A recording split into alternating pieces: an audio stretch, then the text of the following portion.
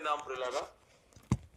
సామెతల గ్రంథంలో నుంచి ఒక అద్భుతమైన మాటను మనం విందాం. Praise the Lord. దేవానికి స్తోత్రం. సామెతల గ్రంథము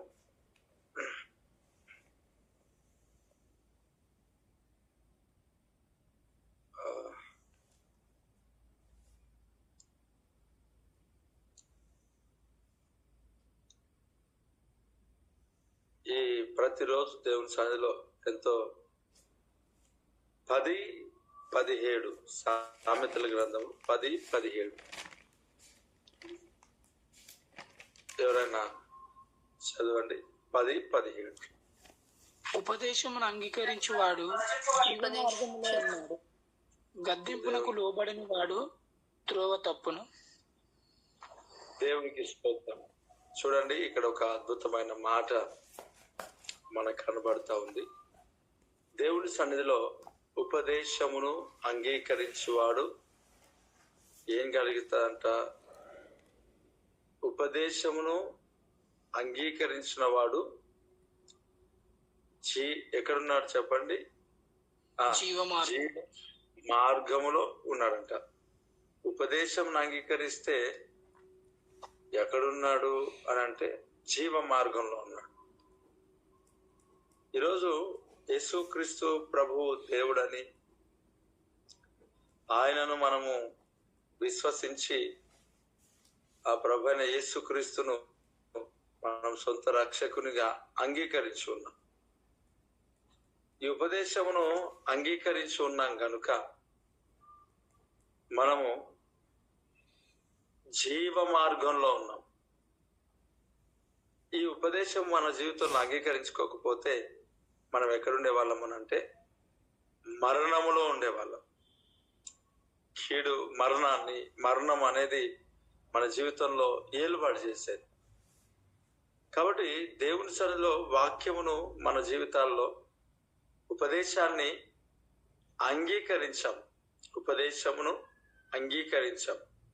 అందును బట్టి జీవ మార్గంలో ఉన్నాం. దేవుడు ఈరోజు మనల్ని ఎక్కడుంచాడు అని అంటే జీవ మార్గంలో ఉంచాడు. ఈ ఉపదేశమును నేను అంగీకరించడం బట్టి యేసుక్రీస్తు ప్రభువును సొంత రక్షకునిగా అంగీకరించి మనము జీవ మార్గంలో ఉండే కృప దేవుడు మనకిచ్చాడు. అంటే మరణంలో నుండి జీవములోనికి మనము దాటి ఉన్నాం. దేవుడు దాటించాడు. దేవుడు కృప చూపించాడు. దేవుడు జీవములోనికి నడిపించాడు. అంటే మరణకరమైన ప్రతి పరిస్థితి నుంచి రెండవ మరణం నుండి దేవుడు మనల్ని తప్పించాడు. దేవునికి స్తోత్రం. నిజంగా ప్రియులారా, ఈరోజు మనము ఉపదేశమును అంగీకరించి దేవుని సన్నిధిలో ఈరోజు మనం ఈ గూగుల్ మీట్ లో మనం జాయిన్ అవుతూ ఉన్నాం.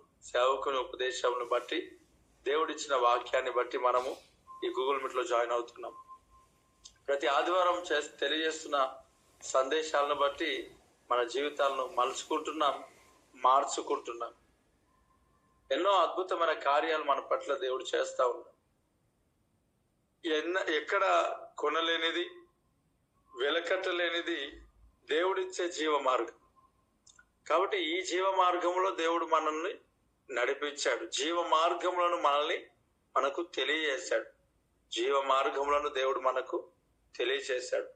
ప్రియులారా, మన జీవితాలు ఎంతో ఆశీర్వాదకరంగా దేవుడు నిలబెట్టాడు. ఇక్కడ మనకు తెలియజేస్తున్న మాట, ఉపదేశమును అంగీకరించేవాడు జీవ మార్గంలో ఉన్నాడు. కాబట్టి ఈ ఉదయకాల సమయంలో ప్రభు మనల్ని జీవ మార్గంలో ఉంచాడు. దాన్ని బట్టి సమస్త మహిమ ఘనత ప్రభావాలు దేవుడికి చెల్లును గాక. అలాగే గద్దింపునకు లోబడిన వాడు త్రోవ తప్పుతాడంట. గద్దింపునకు లోబడాల. ముఖం వికారం పెట్టుకోకూడదు. కూరకుండల ముఖాలు మన జీవితంలో ఉండడానికి మంచిది కాదు.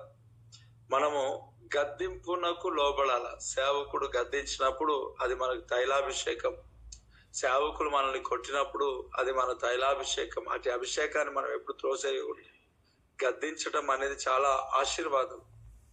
గద్దింపు అనేది ఎప్పుడు మనము త్రోసేసుకోకూడదు. గద్దించే దైవ సేవకులు వాక్యం ద్వారా గద్దించి వాక్యం ద్వారా హెచ్చరించి శ్రేష్టమైన కఠినమైన వాక్యం పులిపిట్ పై నుంచి మనం వింటున్నామునంటే, సరిచేసే దైవజనులు మనకున్నారు అంటే అది మనకు చాలా ఆశీర్వాదకరమైంది, దీవెనకరమైంది.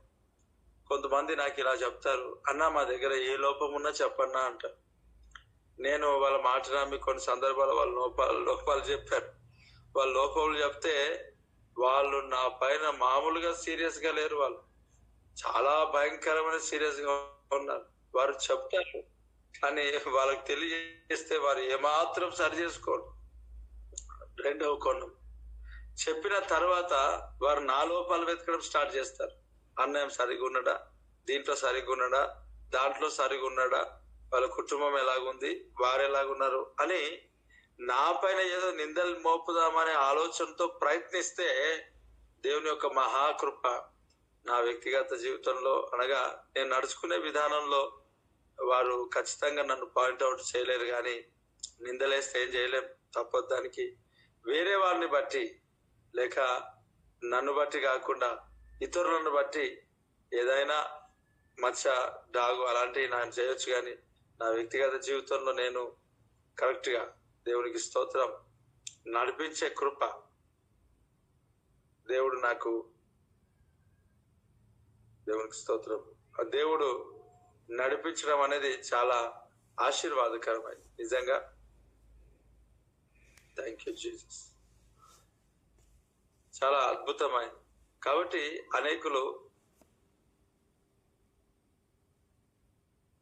అనేక జీవితాలు ఎలాగున్నాయనంటే, ఒక నిమిషం,